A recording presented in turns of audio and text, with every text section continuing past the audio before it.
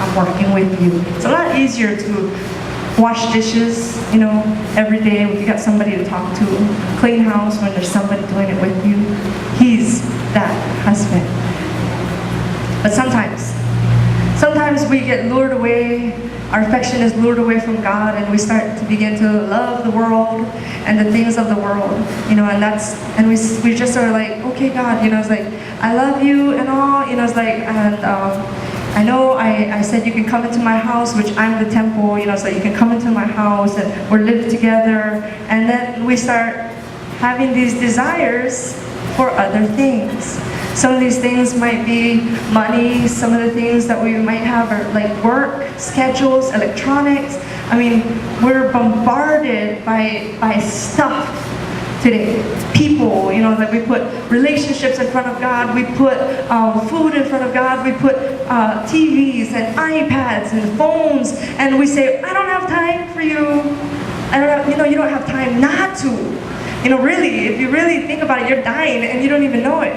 In fact, some people are already dead. They're walking zombies. They're dead already, and they don't even know it. It's like, no, you don't have time not to be with the one who actually gives life. He's like air. You can't live without it. But most of all, one of the main things that we put above God is ourselves. I just don't feel like it.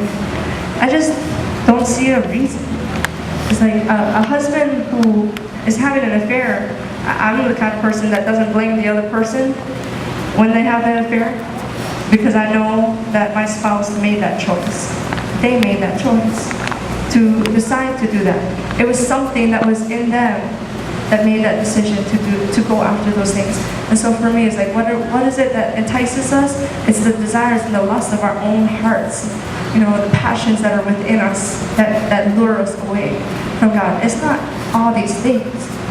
It's us. We don't see the value of God. We don't know that He's the provider. We don't know that He's the protector. In fact, if you go back to verse 17, let's see. Let's go 17. It says, this is a clue to let you know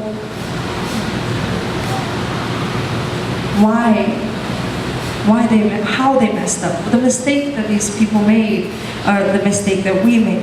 It says, because you say, I am rich, I have become wealthy, and I have need of nothing. I don't need you, God. I'm a self-made man. I can provide for myself. I can comfort myself. Because when I'm lonely, I go look at pornography. When I'm lonely, I go spend time with my friends. When I'm lonely, I figure, I'll watch TV. I don't need you to comfort me. I've got all these other comforts. I go to food, I go to sleep. It's like, I don't need God.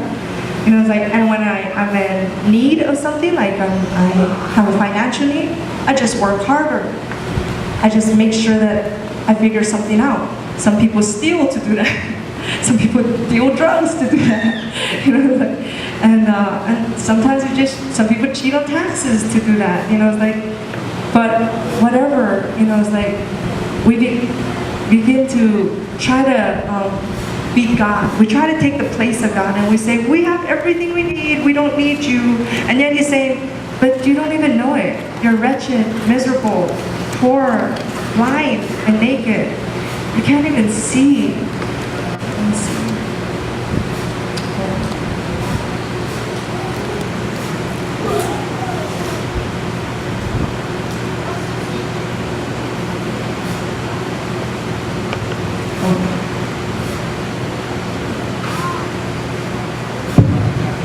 This one I want to make sure I get it right. It says, but without God, we are really blinded.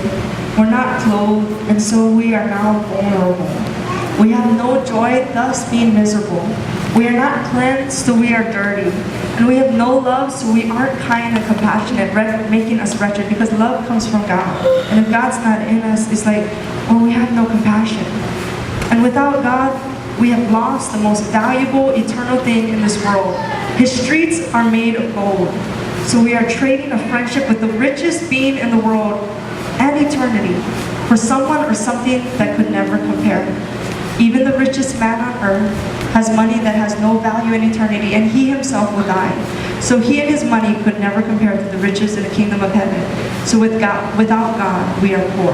I mean, I know if any of you knew somebody who was a billionaire, you would love to be friends with a billionaire.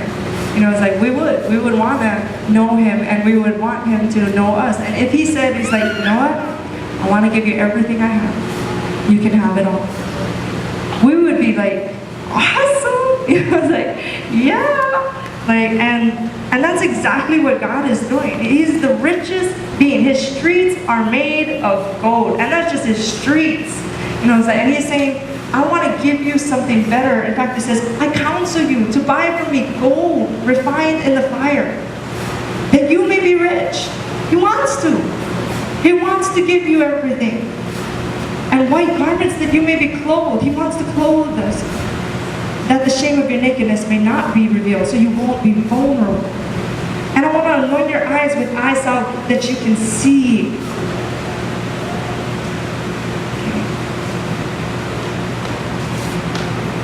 This is how we sometimes start to become like God. We get so good at doing things. Have you ever been that way? I admit that I was that way in my home towards my husband. I started getting so good at doing things for him that I forgot how to do things with him. I didn't know how to play anymore or be fun anymore. All I knew was to do was work. We worked to raise the children. We work to discipline the children. We work to make sure the kids are fed, or that there's food in the house. We work to make sure the house is clean. We were working for just ministry stuff. It's like we got really good at working together, and that was good. But as I began to realize, like, I was really good at working for God too, and I knew how to do things for Him, but I didn't know how to be with Him, to just sit there and talk with Him. We think that God wants us just doing things all the time. We don't think that He wants us just sitting there saying nothing, but just letting Him hold you, letting Him just be a part of your life, talking to Him, knowing Him. That's what He wanted. He created us for relationship. What is a good relationship? What does it look like? It doesn't look like two people working all the time and never ever spending time with each other. I always said, you know, I've been saying for a while, but it's like, if I asked you, it's like, how's your marriage doing? And you're like, oh, it's doing great. It's like, when was the last time you saw him? Oh, I saw him like once last week. And I was like, really? Like, and what'd you say? Oh, we didn't really talk. We just saw each other. And then that was it. And I'm like, well, how could you tell me that your relationship's doing good then? Because that's what people do. They say the relationship with God is great and good. And I asked them, when was the last time you spent any time talking with him? Oh, I went to church on Sunday. I brought my Bible, and I said, what did you get out of it? What did he say? And I was like, oh, I don't know.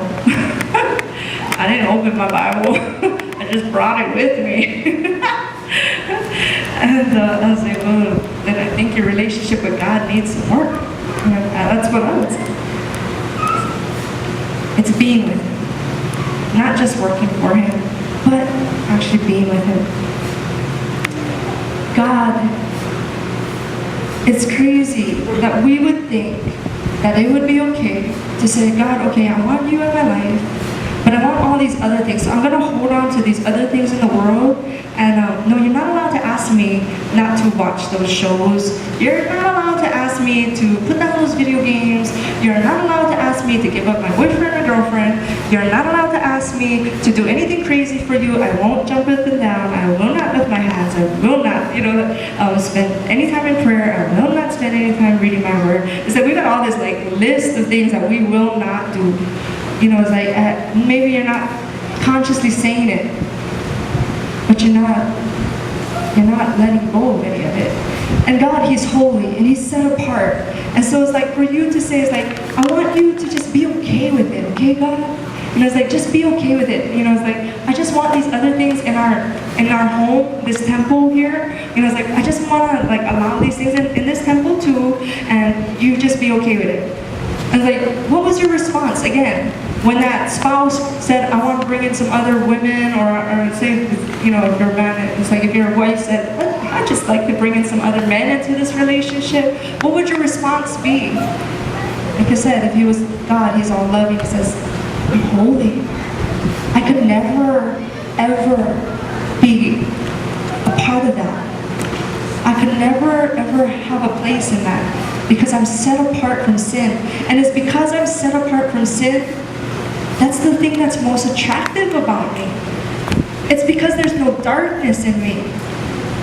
That's the very thing that you loved about me, was that I was light.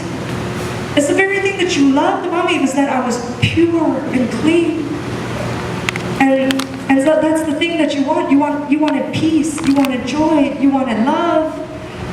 And yet, I can never ever be connected to any of those things because I'm holy. And so please don't ask me to ever be connected to those things.